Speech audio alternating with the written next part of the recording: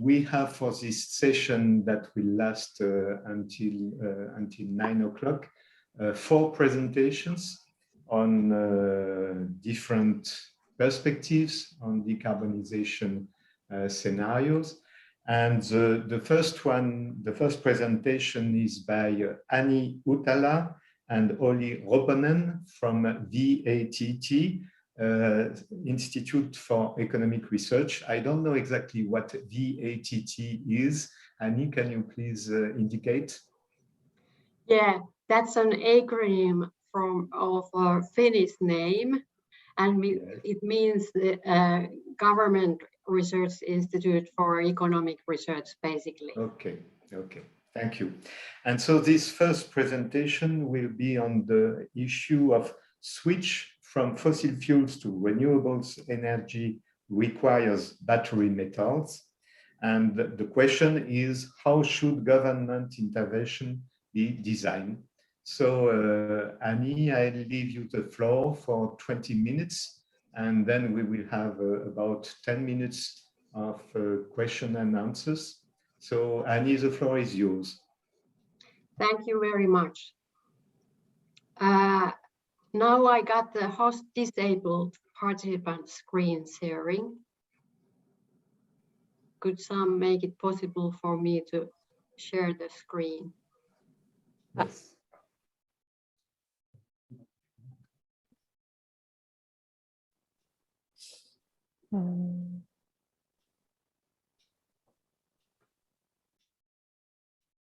Okay. Can you now share your screen? Yeah. Yes. Okay.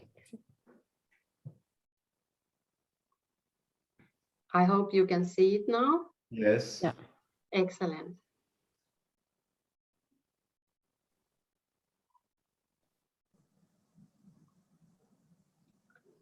Where are here? Okay.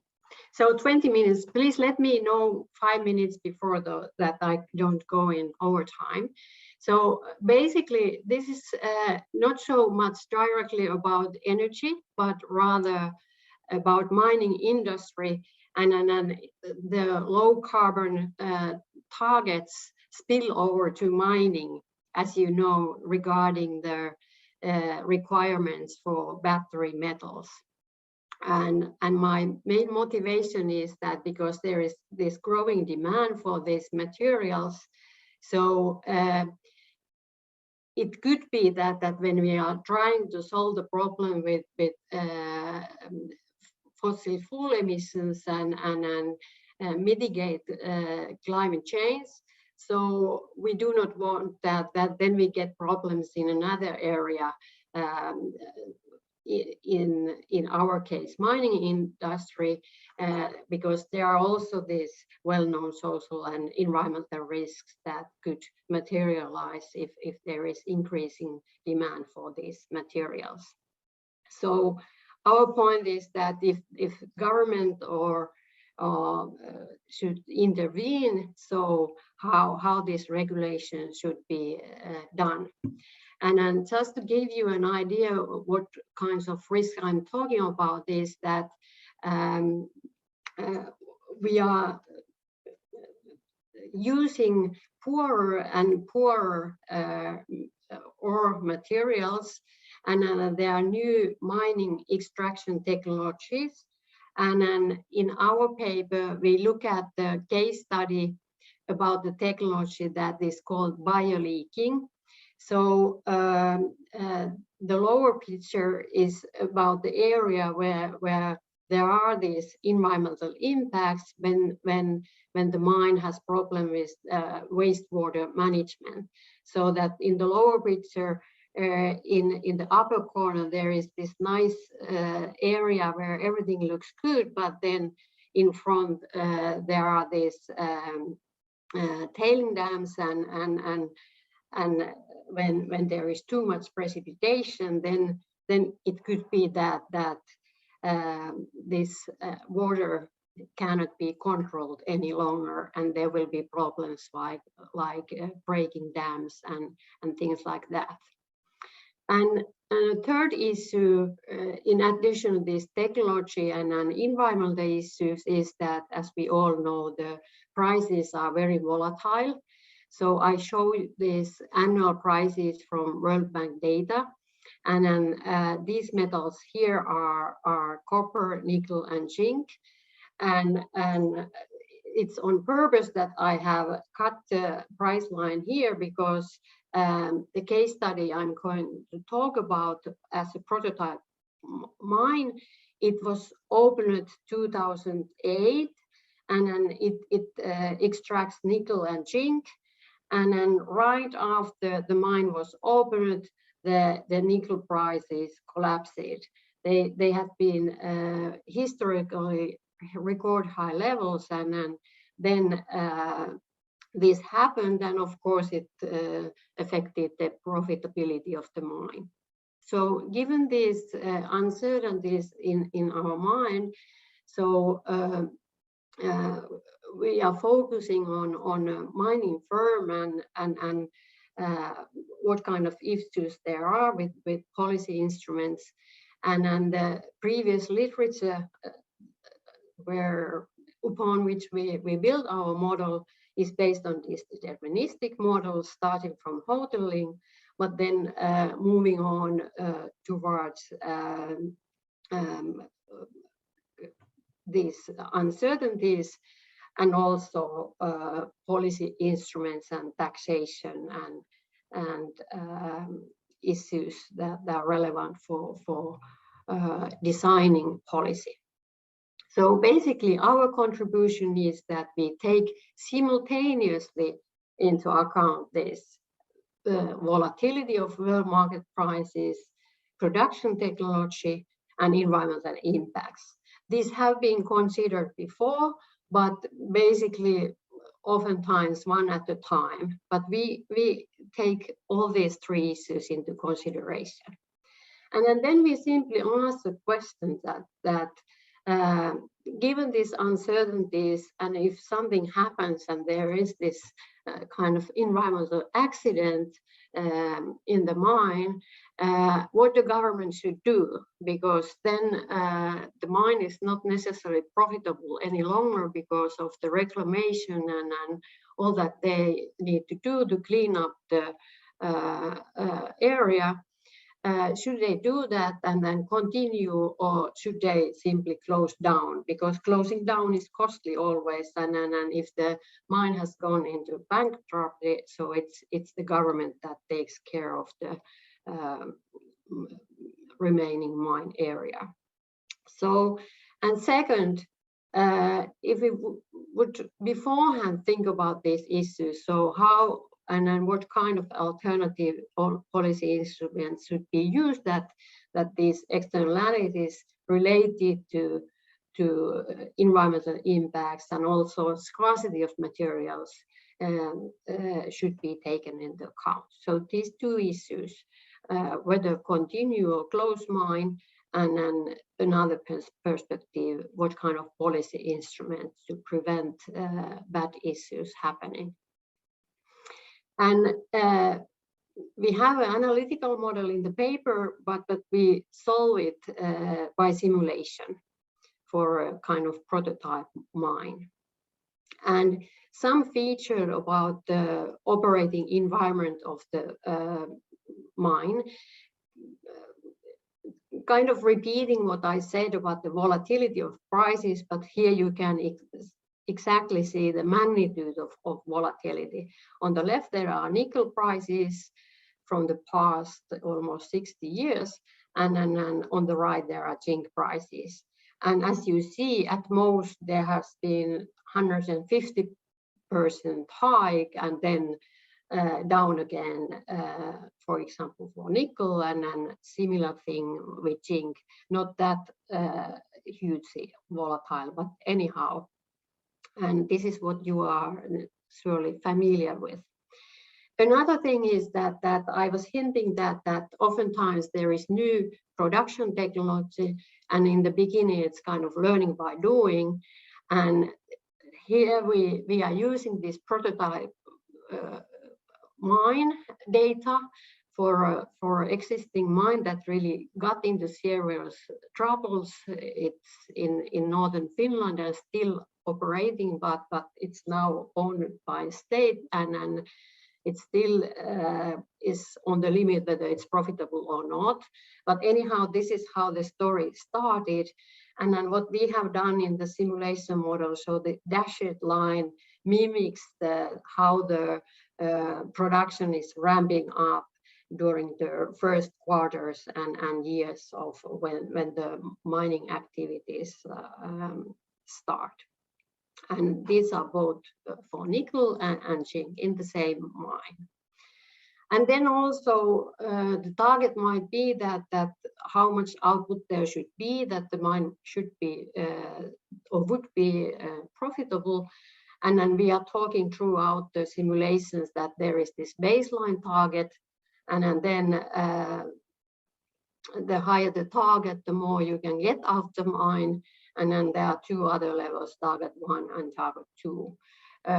I can say that in reality, the initial target was this target 2, but it has never reached that level, either not for nickel or zinc either. But the mine operates now about this target 1 level. And I'm not going to show all the equations that are behind the simulations, but basically you get the flavor here, so that we simulate the expected net present value of the income stream during the mine operation time. And then we assume to start with that it operates 30 years. That's a realistic assumption. So given that how much nickel and zinc there is in this mining area. And then basically it's just like prices times quantities. Then there are probabilities of accidents when the production collapses. Then there are costs, operating costs and financial costs. And finally, there are these reclamation costs. So this is what the mine owner should bear in mind when they consider whether they open the mine or not. And this is when the mine is open, but then if the mine is closed, there is this closing cost anyhow, so that must be paid. And of course, if these closing costs are huge, then the probability that even though for a short period of time the mine would be unprofitable, it still may be a good idea to continue, because then there will be better years, because anyhow you have to pay a price if you close the mine immediately. And what we take into consideration is this expected price and production quantities and environmental risks, and that's where we have to have this expectation operator, so that there are these uncertainties that we take into account. And now I jump into results, and this is for a kind of benchmark case where we looked at that what's the proportion of cases when the net present value keeping the mine open is larger than the closing costs. And as you see, this doesn't look extremely promising. So only when the baseline production level is reached, though it's only 7% of cases when it's a wise idea to continue operations. And it doesn't increase very much, even though the output would be larger. So this is the very benchmark case that we use. Then we look at sensitivity analysis, so that we change the discount factor. So in the baseline, it was 0.95. I didn't mention it, but anyhow, it seems that the results do not change very much. If only the prices are higher, we start seeing that it's more than 50% chance that the mining operation or the net present value of mining is bigger than closing. And especially in the case when the costs are lower. So the operating costs, if they are almost half that we had in the baseline case, then it looks like that, okay, this may be a good idea to continue with this mine. And just repeating here what I already said, that the operating costs are crucial for having the mining operations going.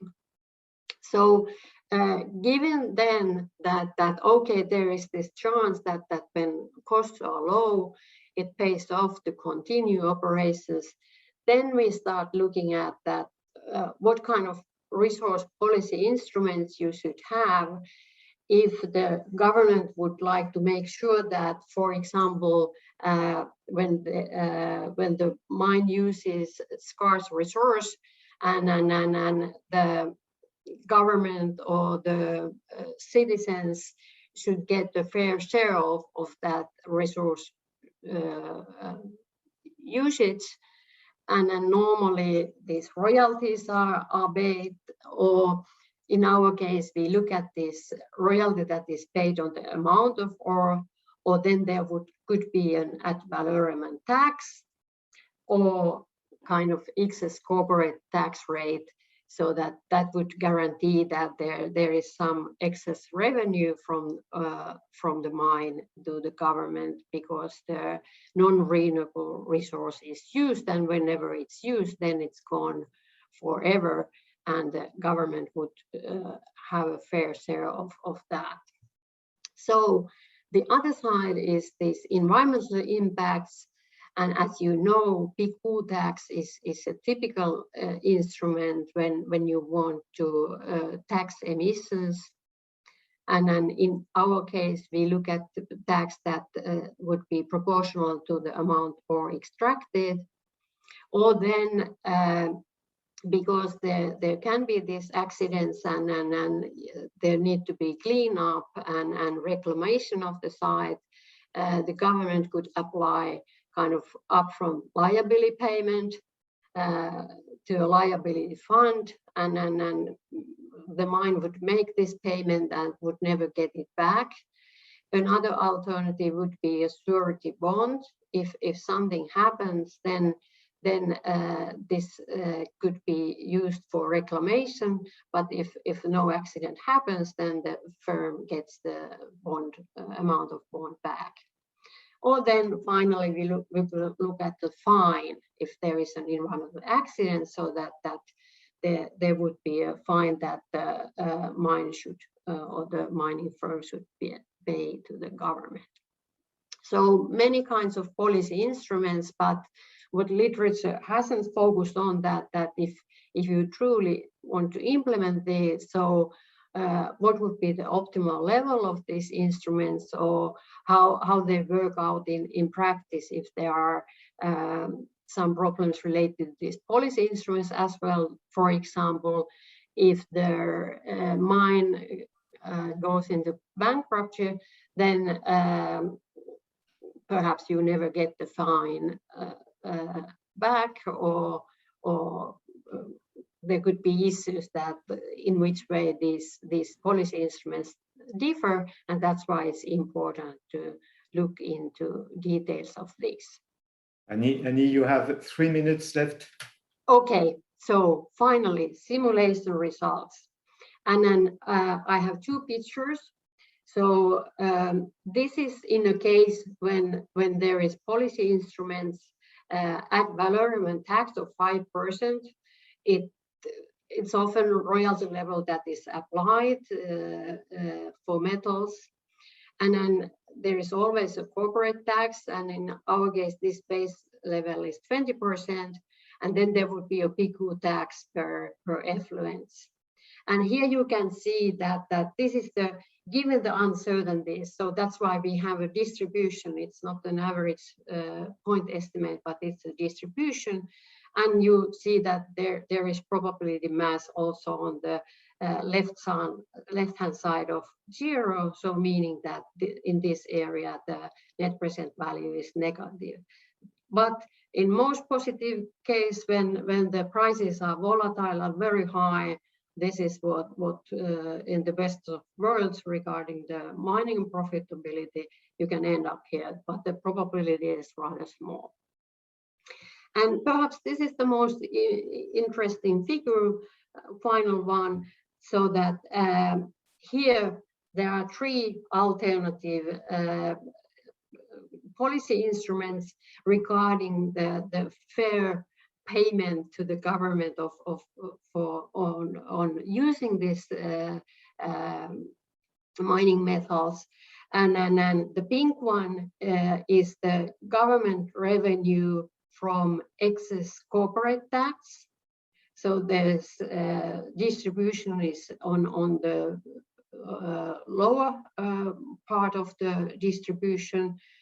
And then this ad valorem tax is somewhere between when this green one is about royalty. So this distribution shows that whenever you would use these 3 alternative instruments, this is what the government would expect from the mine for their income. So basically, to conclude, I just say that the simulation model and algorithm that we used, so we can beforehand try to figure out that what will happen with the mine given these uncertainties and the long time span that is operating. And then we would like to emphasize that climate policy focuses on greenhouse gases, but we shouldn't then create problems elsewhere when we need more battery metals, but in mining there are issues that should be taken account as well. And then finally, I do not have time to go through these issues with the relative merits of these alternative policy instruments, but these are said in my abstract about excess corporate tax rate.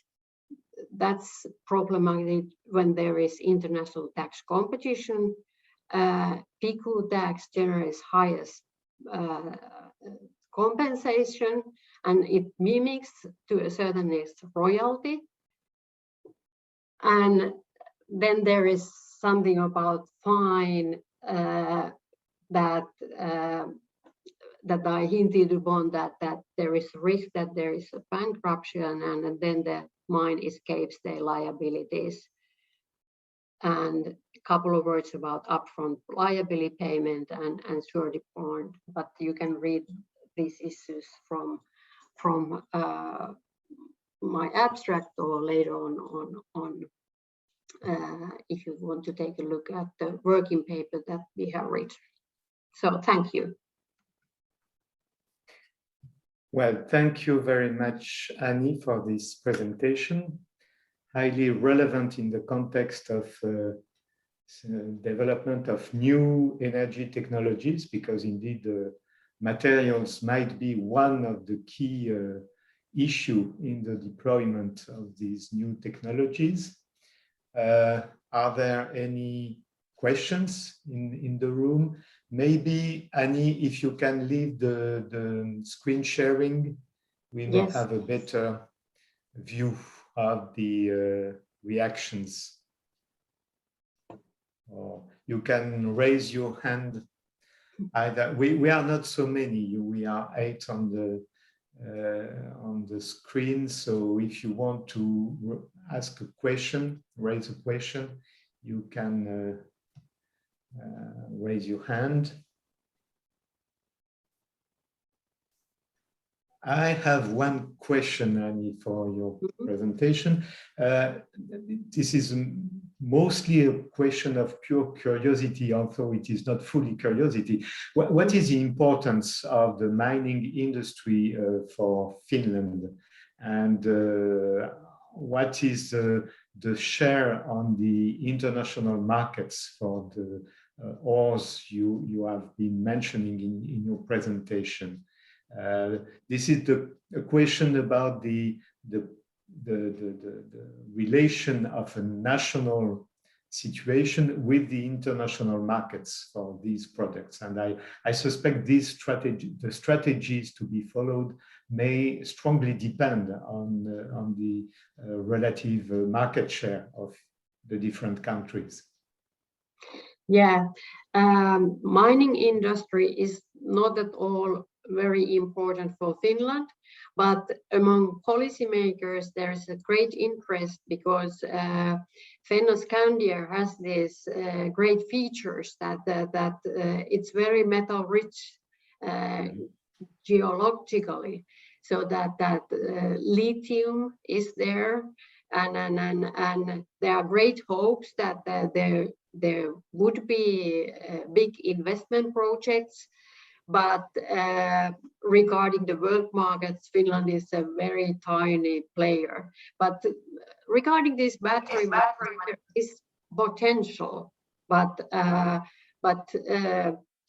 it seems that policymakers are a bit more optimistic than those who make these profitability calculations. And that's the public debate around these minings, because there has been this bad example about very poor management, mismanagement, and with these environmental problems, so that the general public is not so enthusiastic, especially local people who live close to these areas where there are plans that they would have these mining operations. But in general, world market, so it's the China that is regarding these battery metals also, but also, of course, Australia and Canada and big companies there that are the big players. And just a question as a follow-up to this answer, which is clear indeed. Is there any industry in Finland that would use the products of the mining industry for battery making or other new energy technology devices? Yeah, that's what, again, the policymakers are desperate about setting up, so that they would like to have investments. And then now there is one project starting, but the problem has been so far that there has been this extraction of materials. They have been exported, and then we are importing, and then again, we have a big metal industry, so that it's not that, but it's not the whole value chain that is in Finland, but it's bits and pieces from here and then. And then now the great hope are at that starting from the extraction of metals, it could continue the whole value chain up to battery products. Okay. Other questions? No. Okay, thank you very much, Anni. Thank you. Yassine, do we have our Chinese colleagues on the? I don't see them on the screen.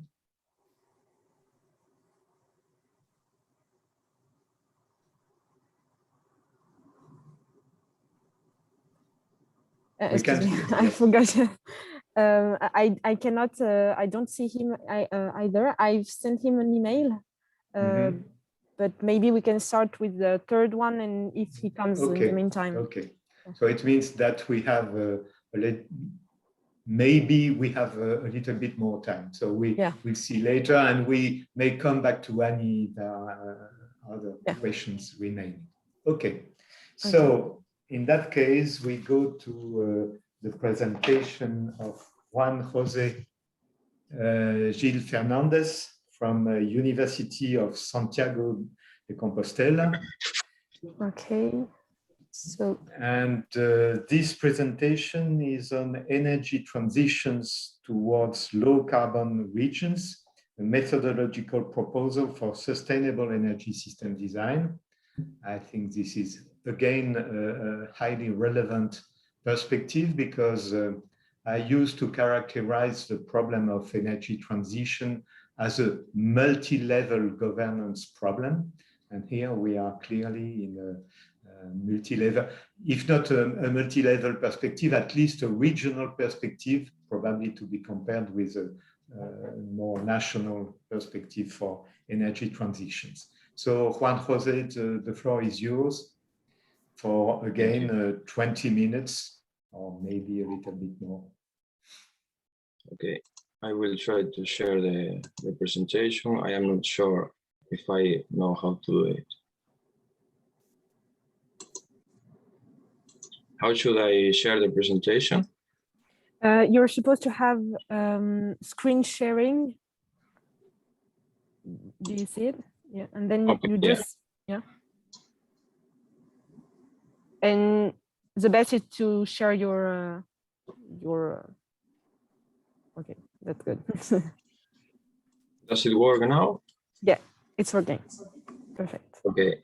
Good morning. My name is Juan Fernández, and I am delighted to share with you my work, Energy Transition towards Low Carbon Regions, a methodological proposal for sustainable energy systems design.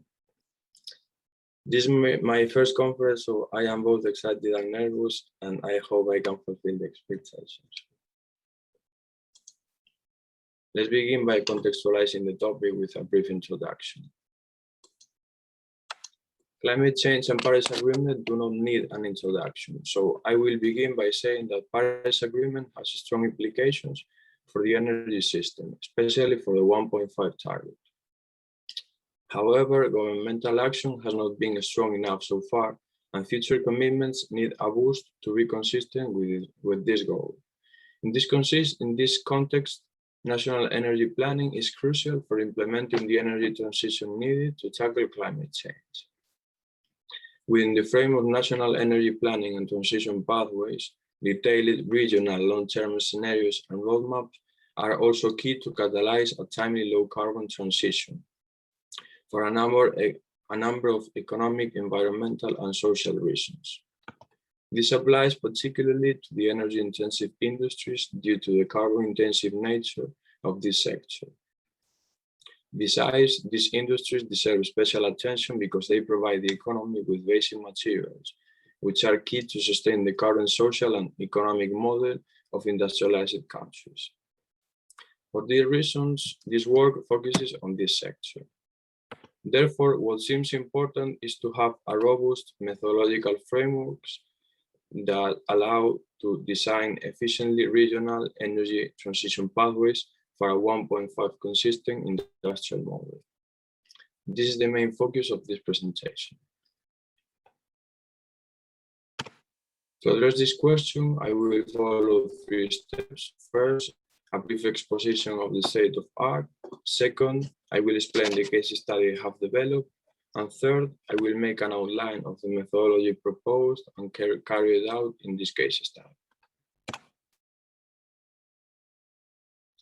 When it comes to analyzing the extent to which the 1.5 climate goal is being pursued nowadays, 2 fields must be considered: policymaking and scientific research.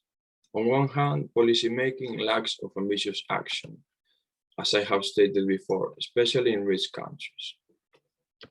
On the other hand, within scientific research, high efforts have been made in recent years to design 1.5 consistent industrial futures and also methodological frameworks to systematize the bottom-up scenario-making process. However, they all present at least one of the following issues, which I argue that must be tackled. These are: first, a lack of focus in regional scales or a lack of real data representation of the industrial facilities, which may lead to inaccurate results. Second, when modeling tools are applied, they often rely heavily on CDR technologies, which present several issues, as it has been argued many times. Third, the carbon budget they use for local regions or countries is not consistent with the common but differentiated responsibilities and respective capabilities principle of the United Nations Framework Convention for Climate Change, which says that the global mitigation effort must be fairly apportioned among countries. And fourth, These scenarios are not designed in coordination with any global mitigation path. In order to overcome these issues, an interactive method is carried out for case study, from which a methodological framework is validated and subsequently stated. This case study focuses on Galicia, which is a subnational region in the northwest of Spain, as is pointed within the white circle on the screen. Galicia has the general productive structure of a developed economy, but with low shares of both high technology manufacturing sectors and high knowledge intensive services. The sectoral focus are the energy intensive industries of this region, as it can be seen in the graph. And the carbon and energy intensive nature of this industry takes place also in Galicia. If we do not count the emissions from the coal-fired power plants in this region, since they have recently closed, the emissions from these industries represent approximately 19% of the Galician total. Fossil fuel consumption represented nearly a fifth of the whole Galician economy's final fossil energy consumption in 2016. Within these industries, 24 facilities are tackled. They represent the overwhelming majority of their greenhouse gas emissions. They are listed in the following slides, and they produce the following basic materials: chemical pulp, petroleum products, hydrogen, carbon dioxide and steam, bioethanol, biodiesel, glues, organic chemicals for water purification, industrial oils and fats, ceramic material for construction, namely bricks and tiles, cement, including clinker manufacturing, caustic calcium and magnesia, ferroalloys, secondary steel, alumina, aluminium, primary and secondary, silicon and ferrosilicon. So once the objective and the sectoral and territorial focus are defined, I proceed to explain in detail the methodological approach that I have carried out to design the energy transition pathway in this case study. It consists of a hybrid approach in which a bottom-up is combined with a top-down approach. The top-down one is important because it allows for a coordination between the local transition pathway and a tested global mitigation pathway. In other words, a global pathway is defined at territorial level. This allows not only consistency with climate goals, but also with planetary boundaries. From this global frame, there are at least 4 elements that will act as constraints in the scenario-making process. They are the carbon budget, the energy demand, material demand or production, and the underlying socioeconomic scenario. The carbon budget is apportioned at sectoral and territorial level in coherence with the aforementioned common but differentiated responsibilities and respective capabilities principle. The other 3 elements are translated into industrial activity levels and technological progress speed. They act as hypotheses on which the energy transition pathway will be based. So our first question would be, which global pathway should be used for this process? There are a variety of pathways consistent with the 1.5 climate target. The last IPCC report systematized them in 4 archetypes for its easier analysis, which are the 4 that are displayed on the screen. The yellow area in the graphs represent the amount of carbon dioxide removed by CDR technologies. Unfortunately, I have no time to explain them in detail, but what I can say is that the LEAD and S1 pathways may be regarded as the most aligned with human sustainable development. The LEAD pathway is taken as the global frame for this case study because it prevents a reliance on CDR options and is the most unexplored scenario to date in modeling literature. Once the top-down constraints are selected, the bottom-up approach is carried out. This approach draws on data from the individual facilities in order to achieve a real representation of the current industrial model of the region. To this end, a diagnosis of the productive structure of each industry is made based on the following information. energy consumption disaggregated by process and energy carrier, material production in physical units, carbon emissions by process and category, namely combustion and process emissions, and the geographical and sectoral markets of the basic materials produced. This information is asked through a survey to each industrial complex for a 5-year series, except the production levels and its markets that are asked for a 25-year series. Next, the bottom-up and top-down approaches, together with a literature review about the decarbonization technologies, are combined to select the decarbonization choices or techno-economic transformation. The decarbonization choices are simple technologies able to rise down the energy and carbon intensity of individual industrial processes. Ideally, this process should be systematized through a modeling tool with an extensive database of existing and future technologies, although this is not necessary. Finally, the energy demand is calculated in order to design a proper energy transition pathway. It counts from the material production and the energy intensity, as we can see in the equation on the screen. It is calculated for each industry and time horizon, typically 2030 and 2050. Importantly, these two factors must be projected for these years. Concerning the production, I combine the projections of the global lead pathway and other reports with local data in order to achieve more accurate results. Material efficiency and the materialization multipliers are applied according to the global mitigation pathway. Concerning the energy intensity, it is calculated combining current energy intensity with the expected energy savings that may be achieved with the implementation of the decarbonization choices. Once the methods have been explained, I proceed to expose briefly the results. Unfortunately, I have not been able to achieve the quantitative results yet, as some firms have delayed their answers. However, I can ensure that an important reduction in energy demand is expected across industries, in consonance with the global mitigation-led mitigation pathway. Concerning material production, there are significant changes among industries. Some materials are expected to be more demanded, while others less. The decarbonization choices changes in the technologies used, but also in the energy and material throughput, in qualitative terms. First, fossil fuels are phased out towards bioenergy, hydrogen, and electricity. Two examples are the electrification of fossil-based steel melting furnaces through magnetic heating technology and the use of bio-waste instead of coke in the cement industry. Concerning material production, a variety of substitutions take place. I give as well two examples: the use of biocarbon as a reductive in the ferroalloys and silicon industry instead of coal, and the use of bauxite waste instead of limestone and clay in the cement industry.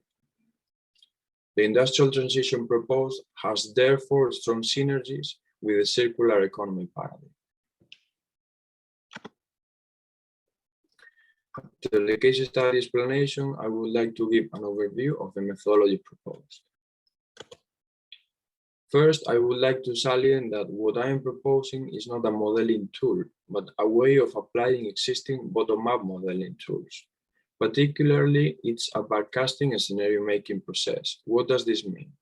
This means that the resulting energy transition pathways do not represent what may likely happen regarding certain market assumptions. Instead, they represent what ought to happen if the 1.5 target is to be met. Second, this approach involves an interdisciplinary research, which includes mainly energy economics, engineering, and climate science. Next, I will briefly sum up the stages that must be carried out in order to replicate this methodology. First, a number of inputs are characterized, namely a technology review or the database, a global mitigation pathway, a diagnosis of the productive structure of existing industrial facilities, and the long-term material production. Secondly, from these inputs, the decarbonization choices are proposed. Thirdly, the energy demand is calculated for each sector drawing on the previous inputs and the decarbonization choices. Fourthly, and before formulating the energy transition pathway, the energy demand calculated must be checked out with local constraints. Particularly, the following elements should be analyzed: threats and opportunities for regional economic development, resource availability, ecological implications, and public participation.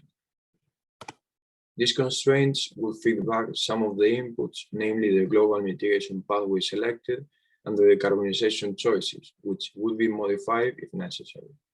The energy demand would be recalculated until it meets the aforementioned criteria. At the end, several energy transition scenarios or pathway would be formulated. The corresponding share of the energy model structure of this region can be derived from this pathway, provided the fact that local renewable energy resources may form the basis of the energy supply to these industries. Economic development strategies may also be designed based on this energy transition. To conclude this presentation, I would like to recap and mention some of the limitations and future possible developments that I have noted.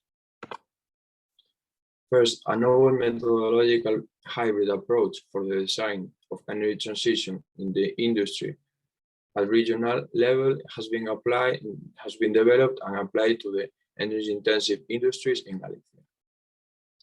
The main limitations that I identify when implementing it are the following.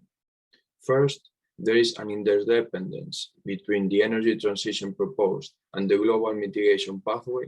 The former is valid provided the latter takes place in the following decades and vice versa.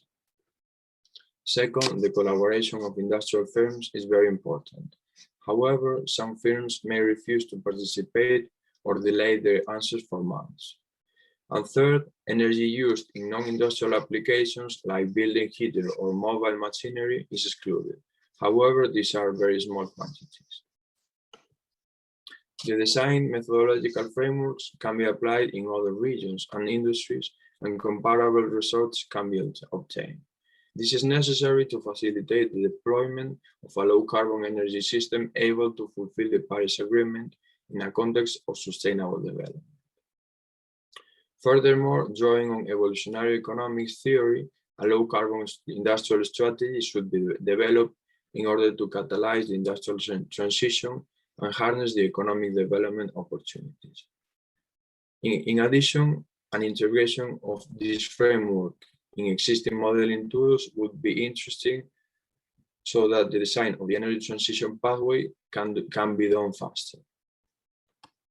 Within policy agenda, several things can be said. First, the backcasting scenario making carried out in this case study can inform public policy and particularly energy policy so that the development of the energy supply can be planned and catalyzed.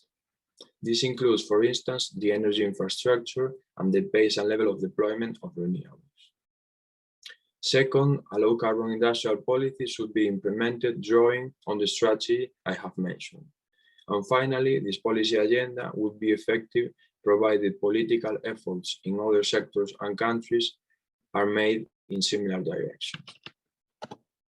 That's all I wanted to say. Thank you very much for your attention. I look forward to the discussion. Thank you very much, Juan, José, and thank you for being in the time limits. Are there any comments or questions? Please, can I? Yes, Silvana, please. Well, thank you for a nice presentation, Juan. I had a question concerning the fact how to take into account not only the role of materials, but for example, also the nexus with the water. Because, well, this can change a lot the evolution, the choices. So how to rank the importance of water, materials, and how to take this into account? Is it possible with your methodology? Thanks. You mean the water supply limits in, for Yes. example, the implementation of the carbonization choices and so on? Yes, water, not only as water, but also the pollution of the water. Okay. This framework analyzes a very bottom-up level, so it has the good point of the, sorry for my English first, and so the water demand or use of each industry can be known because there are normally reports of environmental impacts and so on of each industry. So it can be known how much water is used. I guess that I have not focused on the water supply limits, but I guess with that information, you can make an idea of if there may be limits and there may be pollution. Besides, it has to be taken into account the water availability of each region. For example, in Galicia, normally there are no limits because we have a lot of water resources, but in other regions maybe not be the case. However, I should also say that the industrial activity levels in many cases are expected to be reduced because this global transition pathway lead has that feature that the material production reduces significantly, also the energy demand. So I guess the water limits may be overcome in this scenario. I don't know if I have answered to your question. Okay, maybe Juan, you can cut the screen sharing process. Okay. So that we have a larger screen. Other remarks or questions? This is Anni. I'm curious about your modeling, basically, so that you said that you take into account this material efficiency and energy intensity, and then on the other hand, there are the substitution possibilities. So can you figure out so that how important, because I assume that this technology develops over time kind of exogenously, but how important is this general technological development for these firms, and how much they can make kind of active choices and change the inputs that they use, so that for the existing firms, that which one is more important? Is that something that you can figure out in your modeling in this bottom-up approach? So you mean how the material efficiency are implemented? Yeah, and I mean that because there is this technological development, and then an individual firm, it can invest in new technology that is more material efficient or uses less energy, or given the current technology, it can make active choices between different less polluting inputs, so that there are different ways that they try to adjust to this low carbon future. So can you say that for this region and these firms, which is more important? So that what are the possibilities when they try to minimize their emissions? Okay, an important part of emissions come from, as you said, the material efficiency and also the materialization strategies. This is normally is not based on technology, decarbonization choices like technology choices. Normally, this is based on underlying socioeconomic scenario. I mean that changes in the model consumption, like, as I said, material efficiency can be said the extension of the lifetime of products and intensification of the use of products in a certain period of time. These and other strategies would rise down the industrial activity. So in most of the cases, without any new technologies, material productions are reduced. So emissions are reduced also. But also, so you mean that output is reduced as well? Yeah, output. Okay, right. And then other emissions must be reduced by the implementation of the decarbonization choices, which in this case, individual firms have to make strong efforts, but also there are certain structural economic conditions that are beyond the scope of individual firms, like to say energy infrastructure or many things, or also the material and energy supply, so that these industries can use alternative low carbon feedstocks, for example. No? So individual firms have to make strong efforts, but also other sectors of the economy, but also the public sector has to catalyze this process. No? I don't know if I yes. I think this point is quite important. I would consider in your case that the situation you describe can open different pathways towards decarbonization.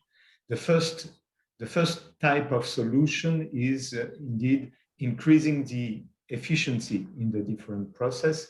This can probably be triggered by price mechanisms, for instance, and well, there are probably a lot to be gained in terms of efficiency in energy and material use. The second type of solution is more radical innovation inside each company, each firm, or each plant. And there you probably have to examine what are the possibilities of brand new technologies for the decarbonization of the process. And the third avenue, the third pathway is, I would say, or correspond to systemic solutions. And as you say, you may try to develop new energy or new energy carriers or new feedstocks, such, for instance, as hydrogen. I have seen that Air Liquide is among the 24 industrial complexes you have identified, and probably for the moment, hydrogen is a strong candidates for new feedstocks and new energy carriers. So I think that in your approach, that should be a deep decarbonization of industrial complexes in Galicia. You have to explore these three types of solutions. But this is a very rich issue and material you have. Yeah, indeed, there are many options. As you said, incremental innovation or efficiency gains, radical innovation, and systemic solutions. In relation to radical innovation, I would mention the interesting theoretical framework of the low carbon industrial strategy developed in the UK, which is based on the evolutionary economics perspective. So the public sector is an important agent, stakeholder to promote this innovation. Also, a change in the good orientation of the research and development must be done towards these technologies identified. So the technological progress speed can be as historical trends, but it is important to make an orientation. So which technologies do we need, so that we have to really research and develop them and then innovate. I think that's very important, the identification of the optimal technologies to decarbonize in the pace required. And the combination of the different solutions. Okay, yeah. Thank you very much. Thank you. Are there other questions or remarks? And if not, maybe we can have a turn of general discussion later on. But now I will propose I think that Kimon will make the presentation for Kimon Keramidas and Silvana Mima presentation on improving the global climate footprint of cement, a modeling-based approach integrating demand and supply. So please, Kimon, the floor is yours. Yes, thank you. Can you allow the screen sharing, please? Yes, it's now okay. It is, yes, thank you. Okay. Let me see. So thank you, Chair. It so happens that you are aware of the modeling involved. I hope that you can see my slides full screen now. Yes, so so my name is Kimon Keramidas. I currently work at the Joint Research Center of the European Commission in Spain, and this work is part of the thesis project pursued at the University of Grenoble in France. So I'll explain to you why I chose this topic before moving on to how I decided to tackle it and present some preliminary results. Now, materials and industry, as the discussion already started on this, indeed, this poses enormous challenges for the future. There are various projections on material demand in the future from various institutes. This is one from the International Resources Panel, where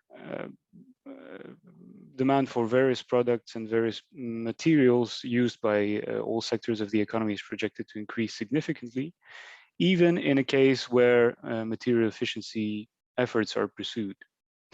Why is this significant? Well, if we look at the world CO2 emissions, the most important greenhouse gas, about 17% of world CO2 emissions presently come from industry, and within industry, about half of those are due to just two materials. So there are materials that are very intensive in CO2 emissions in their production. As you can see, iron, steel, and cement are these two materials. Now, at the same time, there are increasingly ambitious climate change mitigation strategies that are put forth by various countries around the world. The EU and the US have announced their ambition to be net zero greenhouse gases, so climate neutral by 2050. China has announced the objective to be net zero in terms of CO2 emissions by 2060. So the question then becomes how to reconcile this increase in well-being that everybody expects with the associated materials demand increase. How to reconcile this with the aspirations to decarbonize the world economy. And the materials sector is just one sector within the global economy, but it must also do its share. So what we propose is to represent both sides of the coin, both material demand and material production, within an energy model in order to get some insights. So I will focus on cement today. However, this work is done within the context of trying to represent more than just cement with other materials like steel or fertilizers under consideration. So some methodological aspects. The model I've chosen to enrich is called POLS, Perspective Outlook on Long-Term Energy Systems. It's a global model of the energy system. It represents some 40 countries, individual G20 countries. It's a simulation model of the world energy system, tracking energy resources as they are extracted, traded, transformed, consumed, and thus emit greenhouse gases and other externalities. So this model has been in existence for some 30 years, and it is being used in advising European Commission policymaking currently. And so this model already contains a industry module. So what I propose is to enhance this existing industry module to represent the physical quantities of materials as driver to industry energy demand, and represent individual techno-economic options within industry. Now, every scenario, every set of projection is done within a global context of climate policy. And the pathway chosen by the model for industry is within a more global context where mitigation across sectors is pursued according to everything else that is present in the model. So I will be taking the policy context from the annual report Global Energy and Climate Outlook produced by the JRC with a reference scenario of current climate and energy policies, alongside more ambitious scenarios of 2 degrees climate change and 1.5 degrees climate change, which consist in the pursuit of the Paris Agreement objectives. Now, the overview of the methodology of that industry module. So we start from demand. I'll go more into detail on that in a bit. We start from main drivers of GDP and population and some sector indicators. We then use those to project country level material demand. We then create a global or regional market for that physical product, to which we associate the production side. So we have a demand for country level material production. We use that to create capacity planning for the production capacities, the expected needs, and the actual installation, new installations. We use all this to derive the production by process, and within each process we have a cost-based competition between energy vectors, and so we derive energy needs and the mix. All of this comes with associated cost and price parameters, energy prices with alongside any energy tax or carbon price that might be defined by the global scenario, that are used to derive average production costs, and alongside transport costs we have supply costs.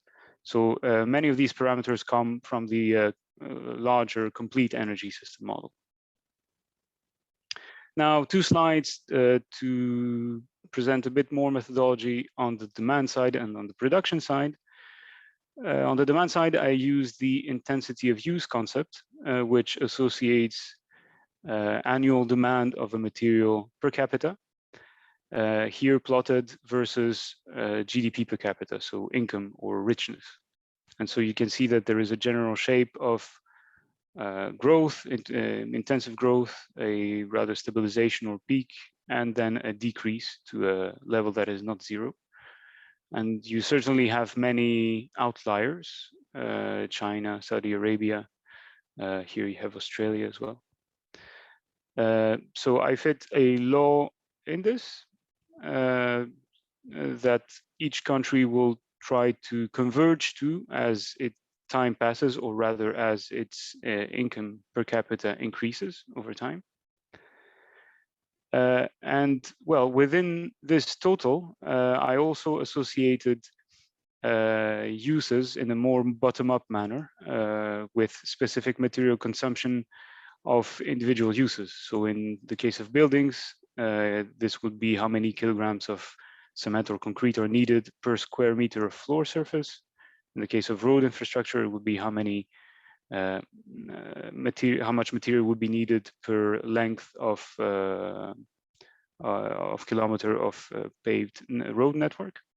And in the case of power, it would both be how many kilograms per megawatt of new installed capacity would be needed, detailed by technology, and how much material would be needed for the actual network, transport and demand network extension.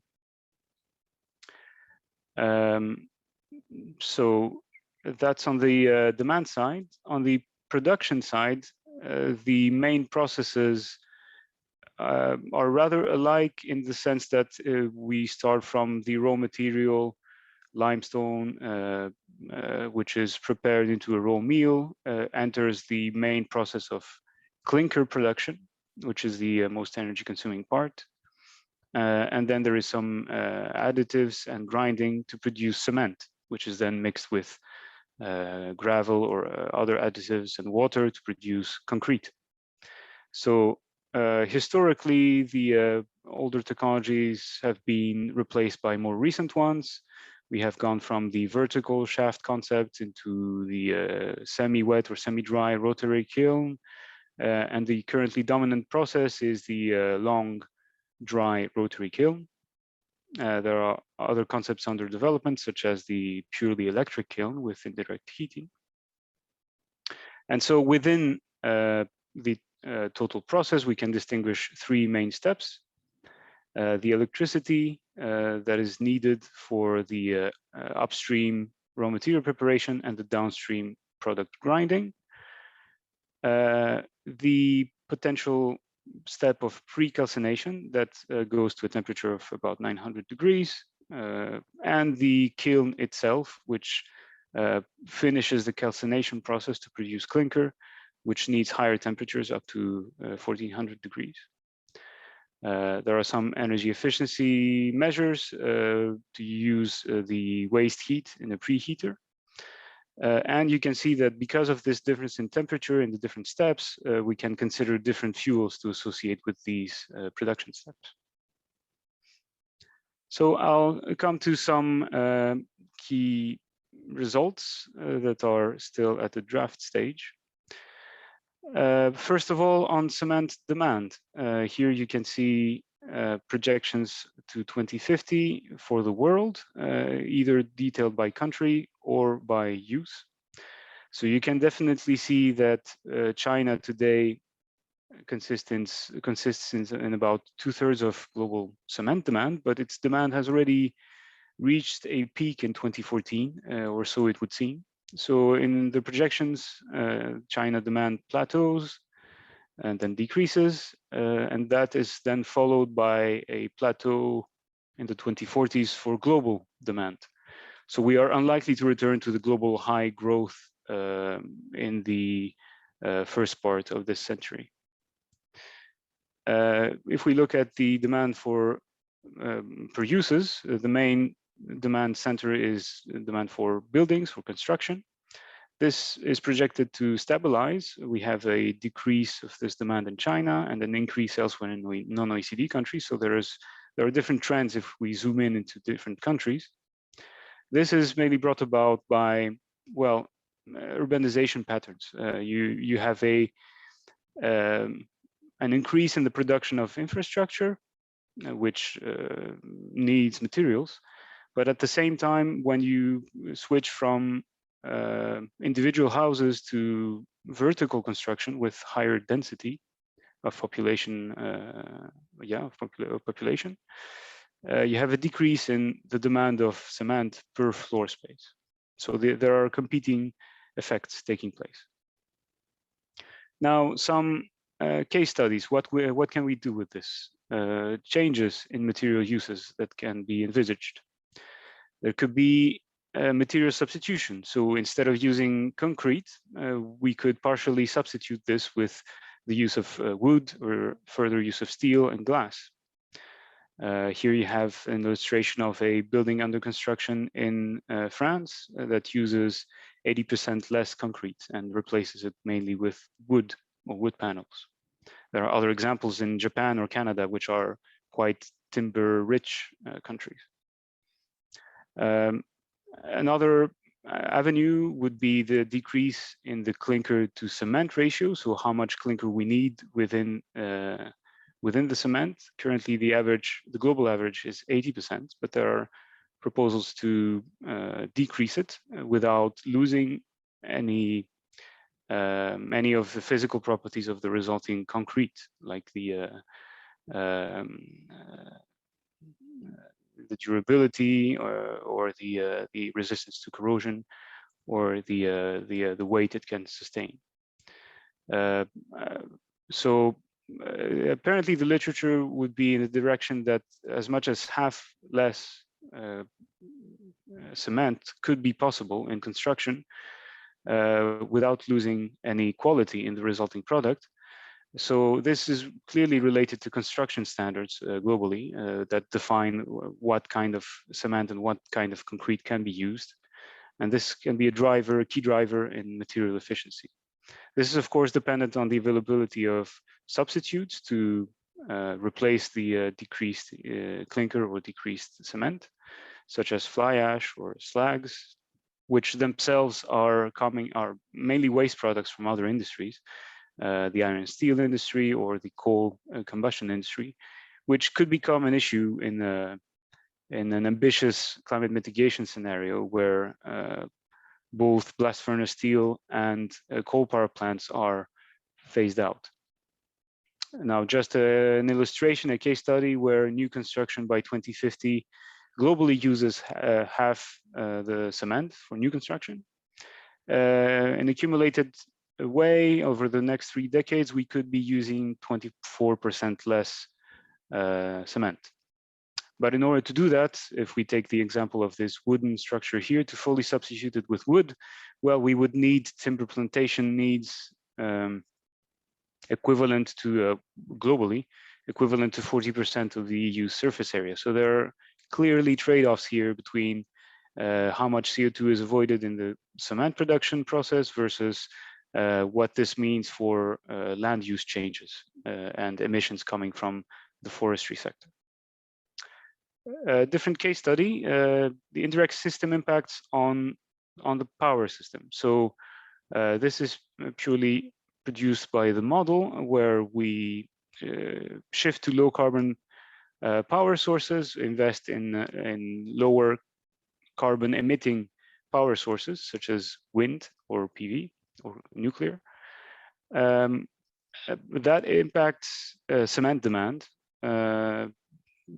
You have several cases where the cement demand per megawatt, in the case of wind, for instance, is higher than the cement demand per megawatt in the traditional fossil fuel-based energy system, power system. So that results in an increase of 62% of the cement used in the power generation. However, that is just an additional 0.3 gigatons to produce that cement in order to avoid the much more considerable about 180 or 200 gigatons of CO2 as a result of the shift to low carbon power. So there's definitely a rebound effect when we consider the switch to low carbon power generation, but it's relatively small, especially when we look at the total cement demand. The difference here of this between the reference and the 1.5 degree scenario is barely the thickness of the line here, whereas the previous case study on lower use in buildings is much more considerable. Now, moving on to the production side, projections of production capacities. In the recent past, there has been a major shift to the most energy efficient process, especially in China. That is the new suspension preheater process in dark orange here with the precalciner step. And this is projected to be the dominant process in the future, there is a growing penetration of the electric process, here in yellow, that is accelerated with the imposition of climate policies, as you can see here in the middle. The energy intensity of that process is more or less the same as the thermal fuel one. It's just that we avoid direct CO2 emissions by using more electricity. Now, moving on to the energy mix within that, historically, the main energy source used in cement production has been coal. There has been some electricity used in grinding, as I said. So in the projections of the reference scenario, coal remains dominant. And as we move towards the 2-degree scenario, you can definitely see there is more use of electricity, but also a shift away from coal with a fuel switch towards gas, here in blue, and a bit more biomass and waste. If we move to the 1.5-degree policy scenario, there is an almost full coal phase out, replaced mainly by more electricity and a further use of biomass. Now, biomass is usually mixed with solid waste currently, or rather, I should say, it's when we say biomass and waste today, we mainly mean waste, which itself is emitting. So in this 1.5-degree scenario, we would further use less urban waste because of its emissions, but we would actually use solid biomass directly coming from the land sector. And there are questions of the impact of this, impacts of biomass use in terms of land use changes, biodiversity, but also air pollutants compared to coal. So there is a definite shift towards electrification, but there are questions regarding the use of biomass in these scenarios. Furthermore, one key technology to reduce the emissions in the cement production process would be the use of carbon capture and storage. And that is why that is because about 60% of the emissions actually do not come from energy combustion, but from the clinker production process, the calcination process. And as this takes place within the same space, either the precalciner or the kiln, this produces a CO2-rich flue gas that puts the cement industry in a leading role for the implementation of CCS, as opposed to, for instance, coal power plants, where the CO2 concentration is less rich. So you can see here in green the penetration of CCS in the 2-degree and the 1.5-degree scenarios. It's worth to note that with the use of biomass in the energy part, and coupled together with CCS, we have the possibility to become net negative in emissions if we consider bioenergy to be carbon neutral. And well, it appears that CCS is really necessary in order to reach significant emission reductions. This is a key technology. Maybe this sector really relies a lot on this single solution. What that means for the short to medium term is that the industry should really prepare in order to implement this concept, to bring it from a pilot phase to a large-scale solution within this decade. And if we look at the status of the world today, there are about 3,000 cement plants worldwide. This little 2% penetration of CCS in 2030 in the 1.5-degree scenario corresponds to about 60 plants that have to be CCS ready by the end of this current decade. In the case of Europe, it would be about 6 plants. So these plants really need to be identified, and then we are no longer talking about aggregate numbers. We are talking about specific examples of infrastructure that need to be constructed. Okay, finally, some recommendations and conclusions. If we want to prioritize the actions in the next decade, which is going to be critical in the fight against climate change, first of all, we would need to consider material efficiency to revise construction codes in buildings in order to reduce the need for concrete and cement, and to consider the trade-offs of substituting this cement with other materials like wood, steel, and glass.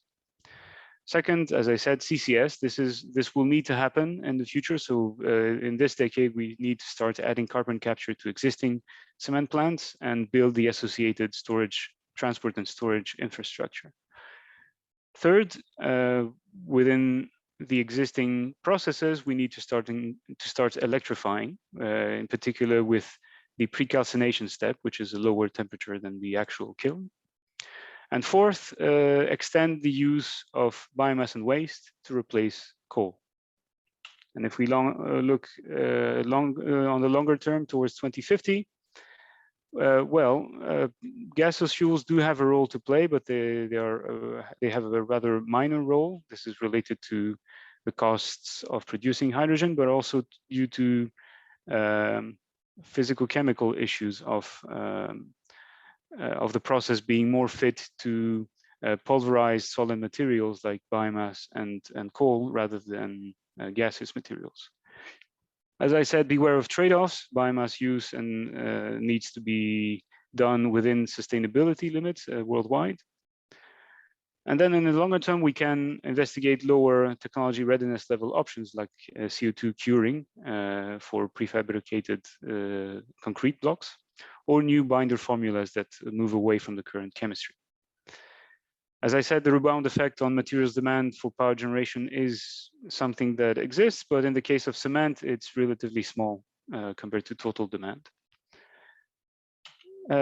So finally, future work that remains to be done in this context to explore different laws of projecting demand with different strategies of urban development, urban forms, different ways to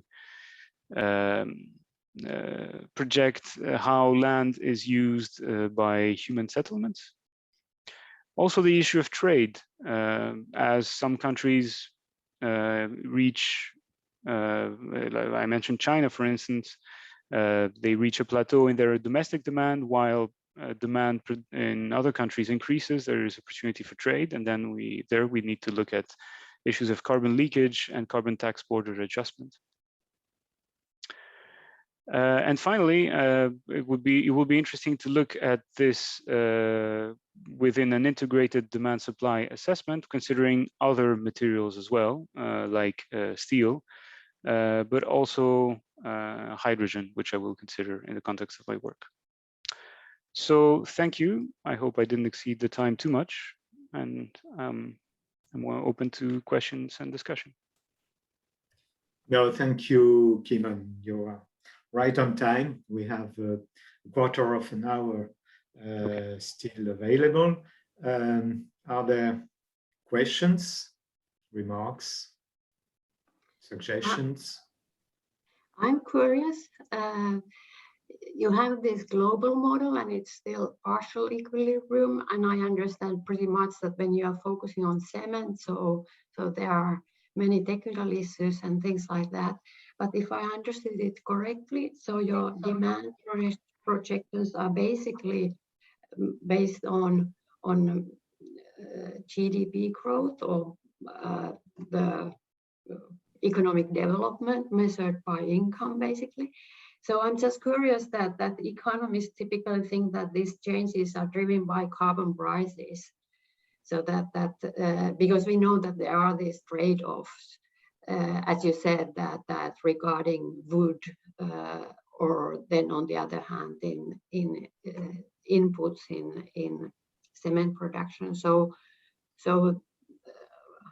we often think that prices are the best way to incentivize the change. So are carbon prices included in your modeling, or is it some kind of not included?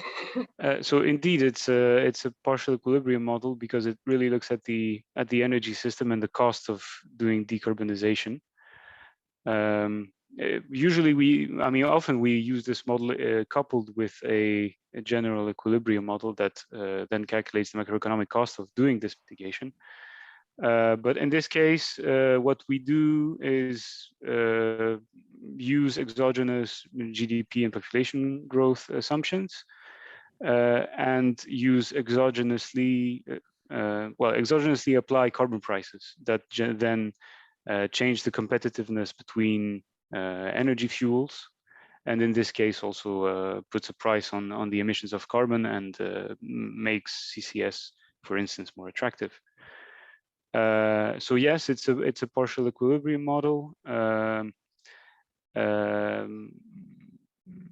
What I will add to that is that, well, I don't know to what extent the resulting price in cement production would then entail a decrease in the demand for cement. That would be interesting to calculate, but I don't know if there is enough literature to explain that. I mean, usually in such cases, material substitution projections are done on a per scenario basis. So we decide that we are going to use less of it. This is the case for cement, where it's a bulk material with little recycling possibilities. So there's no really, I mean, there's no market for scrap compared to metals. So the price of cement is not something that has been studied extensively. I hope that partly answers your question. Yeah, basically, as you know, I'm just curious about this trade-off, so that you increase use of wood, and then you will have these challenges with biodiversity, and then it's also related to CO2 sequestration in forests of CO2, so that's why you have to be careful with this partial equilibrium model, because focusing only on certain sector and is to so there may be very important spillovers, and scenarios are not necessarily that optimistic. But on the other hand, they can get more optimistic, because there are these trade-offs, so that you can gain from something from steel industry or whatever, so that you really don't know. But I was just curious that whether you have explicit price levels, what that would be needed to induce the change. In the example of biomass specifically, yes, and we actually have made a soft coupling with a more detailed land model. So the biomass prices that we have are linked to the available biomass, the biomass potential, and the competitive uses of biomass. So we mainly use it as a energy source in our model. What is not in the model and what does not impact the biomass prices is the use of biomass as a construction material. So in the example I presented of substituting cement with more wood, that is not endogenously represented in the model, and it would be an interesting case to consider with significant trade-offs indeed. If I may have one remark, because I know well the model that is used here. I think that it is indeed a partial equilibrium model, but this is a global, in the sense that it doesn't incorporate macroeconomic feedbacks. Okay, but on the other hand, it is also a global model with quite strong detail for technologies. And I think that the study you present is an illustration of the insights that this type of approach can bring. And in particular, I think that there are, I keep from your presentation two key concept or issues. The first one is indeed this question of the substitution among materials, the potential role of wood, and the limitations that may arise from the taking into account first of having the necessity to have sinks, to maintain sinks for carbon, which may incentivate for the forest preservation on one hand. And the second one is connected with the ecosystem services that can be produced by forest. So my intuition currently is the fact that we may have overestimated the role of wood as a material or as an energy source, while many scientists point the fact that forests are very important from many perspectives, things, biodiversity, and so on. So the type of model you are using opens the possibility to address this type of issue. And the second question this is a comment. The question is the concept of rebound effect in the use of different materials in deep decarbonization or carbon neutrality scenarios is quite important indeed. You show that it may be limited for cement. Is it the same for other structural materials? As steel, for instance, and do you also plan to cover the study of so-called strategic materials, which are not rare, but as Anni has shown, these materials, the strategic materials, pose problem of pollution and mining and so on. So, what is the scope now of your studies? Indeed, there are different definitions of strategic materials or critical materials. Anni presented some of that. I'm definitely going to look into steel demand.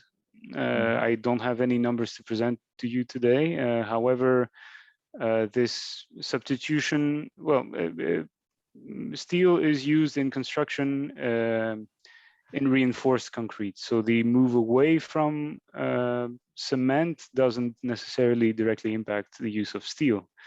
It can retain its structural properties by using a different cement. Concrete is rather there to isolate steel from the exposure to the air and the other elements to avoid corrosion, rather than as an actual structural component.